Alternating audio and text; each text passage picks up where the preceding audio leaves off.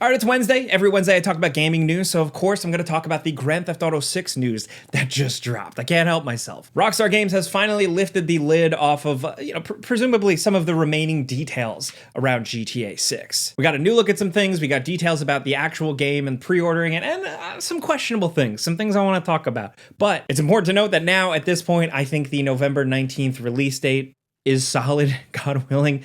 Crazy things happen, but I think at this point, we're not going to see that move. November 19th seems really definite. Pre-orders start June 25th at midnight local time, and then they also let us know that preloading for the game, if you buy it, begins November 12th. That's a week before the game actually launches. Also, just want to point out, because it might drop, something might happen if you're watching this video, we haven't gotten a new gameplay trailer yet, or any type of trailer. I'm really hoping we do. I think it's very bold that they are asking for pre-orders, and we don't know what the gameplay actually looks like yet. Again, a lot of people don't care. Most people are just like, whatever, Grand Theft Auto, I'm excited. But still, I would like to see something, so something might be coming soon. There was a press release, and their website showed a bunch of different goodies and stuff that's going to be in the game. All types of cars, costumes, outfits, guns, you name it. A lot of this stuff looks really good, I gotta say. Like, these screenshots, I know they're just screenshots, but they look pretty damn incredible. The amount of character variety in terms of just like customization stuff is pretty insane. Like, every single screenshot we see, the main two characters look like completely different. And plus, they're still going for that Florida vibe, and I like to see just how varied that is. Looking at the screenshots, but also looking at the previous trailers, right? Like, we see like the real crazy side of Florida, the Florida man stuff, the Everglades stuff, the redneck stuff, the chaos stuff, but then we also see the glitz of Miami, the club stuff of Miami, or sorry, Vice City, but then we also see the more seedy criminal underbelly side of it. So like,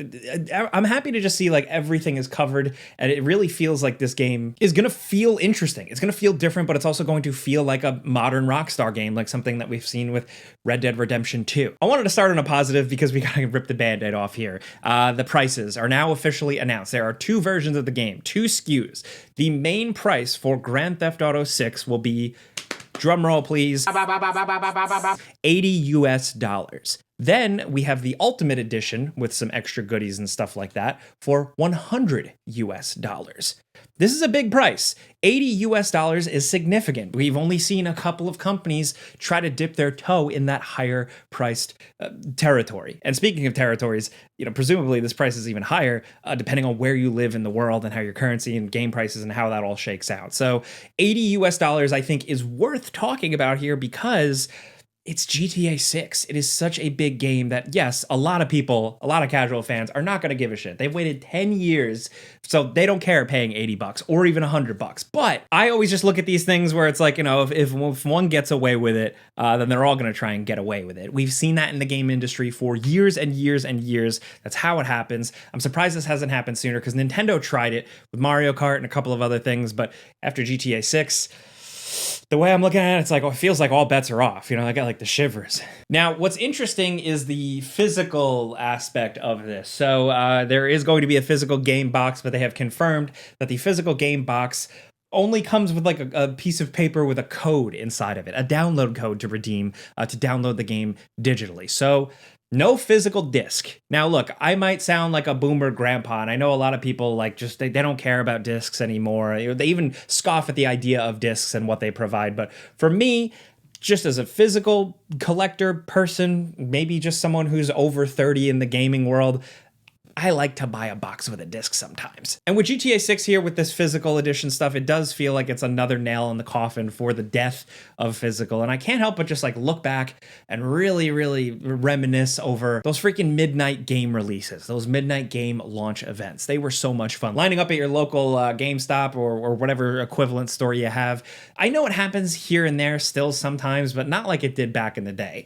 Here are some photos of me 14, almost 15 years ago doing videos at midnight launches. Andrew and I, who edits these videos, we used to go and talk to people during things like Gears of War, Mass Effect 3, Uncharted 3. It's crazy. I miss times like that. And also, I've been doing this for a long ass time. The bigger thing for me is like, I'm a sucker. I love a good old fashioned big collector's edition for games I'm really excited about, right? I've done it in the past. So like for me, I look at this and it's like, yes, RIP physical, right? Because this is just becoming more and more of a thing. And I mean, what are the stats now? Daniel Ahmad, a game analyst, said specifically, full game digital sales now account for around 80% of PlayStation software sales and 90% on Xbox. So look, I get why they're going less physical, but for me, it's like it's holding the thing in the box, but also those special editions, man. I want to buy Grand Theft Auto and I want a keychain, I want a map, I want like a lockbox, like shit like that. Now I'm just getting nostalgic. This might be a little bit of a nostalgic video, but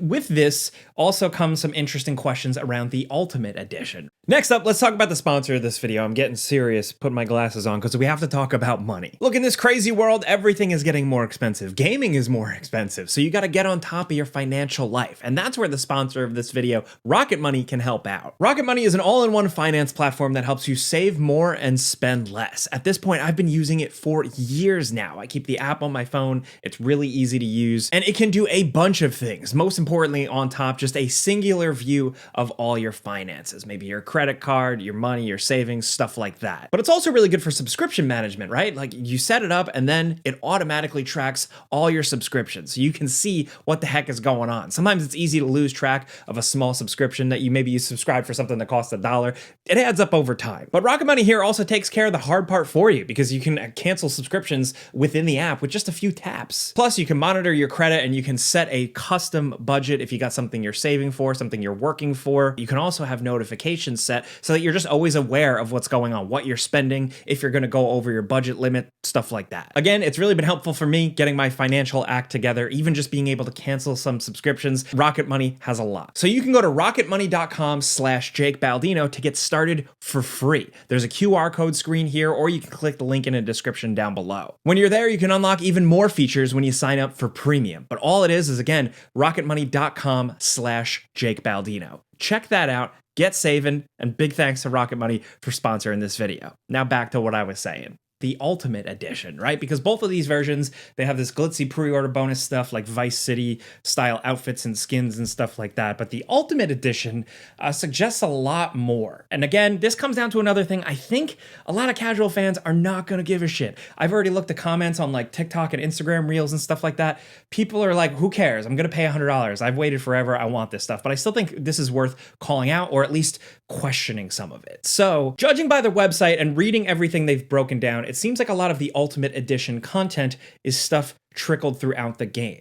Different vehicles, special weapons, skins, normal pre-order or special edition or Ultimate Edition, whatever type things. But the way it's worded here feels a little weird, and specifically with a special hair salon that can be unlocked, where you can go in and get your character like different special haircuts and stuff like that, and also a car customization shop. Now, the way it reads, I've seen some people thinking that like, is all car customization or all hair customization locked behind the $100 edition? I don't think that's going to be the case. I think that's fucking crazy if that's what they do. But locking like physical locations behind an Ultimate Edition and even some like mission type stuff just seems questionable to me. I don't love that. I say that as someone who like, I feel like a lot of us here, like, if you're more of a hardcore gamer, you've been on the front lines in the trenches for a while now, railing against anti-consumer and like predatory monetization practices, right? Like we've talked about the loot boxes from Battlefront 2 when that happened, and like we won those types of battles. But here, this just feels like the old-fashioned like they're taking too much. They're pushing too hard. Potentially. I think maybe the game might be so big that these things might feel like drops in the bucket. If you just buy the regular edition, you're not even going to notice the difference. But seemingly locking some stuff, just some like regular old content, just regular parts of the game behind the $100 price tag, I don't like that. Believe me, not trying to rain on anybody's parade. I am the fun guy. I am the I love video games guy. This might not seem like a big deal, but it's worth mentioning because it's like a slippery slope type of thing. So I'm gonna call that out, and I want to be on record. Is that gonna make or break the game for me? Look, I don't know yet because again, I don't know how bad this really is in the context of the entire game. That's why I review these things. That's why I talk about these things on here. So stay tuned for that. I'm long-winded in this video and I talk about this stuff because I just find it really interesting because I've always been very fascinated by Grand Theft Auto. I've enjoyed the games quite a bit. I've been a fan since Grand Theft Auto 3. I've played them all. You know, the cultural aspect of them has always been interesting. The game industry side has always been interesting. And I think it's really interesting for casual audiences as well. It's always a good window into what, you know, like there's always the statistics of people that only buy 2 or less games a year. Grand Theft Auto falls into that. Grand Theft Auto 5 was like the top selling video game of all time, second only to Minecraft, which Minecraft was on a bunch of different platforms and stuff like that. So Grand Theft Auto 5 was like the biggest thing ever. And hot take, I don't think the campaign in that game was very good, like at all. But it's beyond me. It's reached such a massive mainstream audience that I just think it's interesting to see how Rockstar is going to push things here with the pre-order bonus stuff, with the physical stuff. That's why I mention it. But the other aspect of this is the online aspect, which as of right now, Grand Theft Auto here has been stated, and they even reconfirmed to IGN that Grand Theft Auto 6 is a single player experience. Now, we're all assuming that Grand Theft Auto 6 Online is coming somewhere down the pipeline, but the big question is, number one, when? But number two is coming into picture, how exactly? Is it going to be like an add-on or expansion of Grand Theft Auto 6, like how they rolled it out with 5? Are they really going to do the same rollout strategy that they did over a decade ago? Or are they going to do something completely different? Is GTA 6 Online going to be something else you buy? Is it going to be standalone? We don't know. None of those answers are available to us right now. But right now, they are dropping a single-player experience game for $80 US. It's probably one of the most expensive video game development projects of all time. It's like one of the biggest entertainment launches of all time. So I don't know how this is going to go. This is crazy. This is unprecedented. I always try to make this point, though, if you'll humor me for a second. I think it's interesting that Red Dead Redemption 2 did incredibly well, right? Like sales-wise, and did reach a mainstream, more casual audience. Grand Theft Auto 6, obviously, is going to do the same. And it's a single-player game. You play through, it tells you a story, it's got all these immersive elements. And I think that's really interesting because for a big mainstream game like this to be this much of a potential hit, or at least have this much anticipation, I still think is ultimately good in the sense of exposing people to cool video game stuff they would otherwise never be exposed to. A lot of people only play Call of Duty or Roblox or Fortnite. And yes, they'll come around for a Grand Theft Auto, but they're going to be exposed to stuff that a lot of the times is just stuff that only hardcore gamers really care and give a shit about. Insane immersion, high fidelity, physics, the level of detail, subtle storytelling, character building, storytelling that has a slow burn, right? So presumably, if Rockstar is going to continue doing that with 6, like they did with Red Dead Redemption 2, I think it's cool that that type of game can be exposed to mainstream audiences that otherwise wouldn't go out of their way to experience games like this. Like, you know, the ones that some of the nerds play. From the moment the first trailer dropped, I've said this in previous videos, but I'm really excited for the storytelling aspect here. At least what they're setting up. This kind of Bonnie and Clyde crime romance thing. I don't know. There's something that could be really interesting there. From a gameplay standpoint, you know, switching between the two of them or whatever, we still don't know exactly how that's going to work. But also just like the tale it's going to weave. Can it portray a potential actual romance? Can it portray lust, love, jealousy, all the things we see and feel in movies and in real life in a game? Especially in the world of like a Grand Theft Auto thing, you know it's going to be complicated. I assume things are going to get messy here, but like I'm along for that ride. I think that's cool, and I'm excited to see how that plays out. And I'm also just excited to play Grand Theft Auto 6 because, like I said, I really like what they did with Red Dead Redemption 2. This new Rockstar feels very different than the old Rockstar. And even GTA 6 still signifies a newer version of Rockstar because a lot of the heads with, like with Red Dead Redemption 2 aren't around for 6. So there's still a lot of questions, but I'm excited to just see what it's all about. I'm Mr. Positive. I love video games. I want to love video games, but I'm going to call out the bullshit that Rockstar has pulled here. Rockstar's been pulling some bullshit here and there for quite a few years now at this point, but that stuff I think is worth keeping an eye on. But ultimately, I am excited to sit and watch the launch of the biggest entertainment thing ever. I know I'm going to be talking about it a lot on Game Ranks. I'll be talking about it on here somewhat. I just really hope the campaign is more interesting than Grand Theft Auto 5's. I like what they're setting up here, what the trailers have implied, but for now, I think I've yapped for way too long. So let me know what you think in the comments, because the $80 price tag or even $100 price tag is a big thing. A lot of people draw the line in the sand at $80. So let me know where you fall. Are you someone who doesn't mind because you know it's going to be a big game,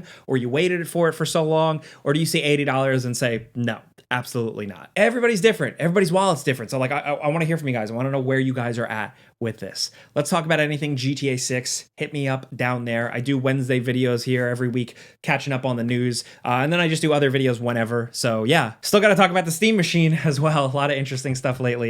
But that's all I got for you today. Thank you for watching. Clicking the like button legit helps me. Thank you. I'm Jake Baldino. Subscribe because video games. Pizza's on me.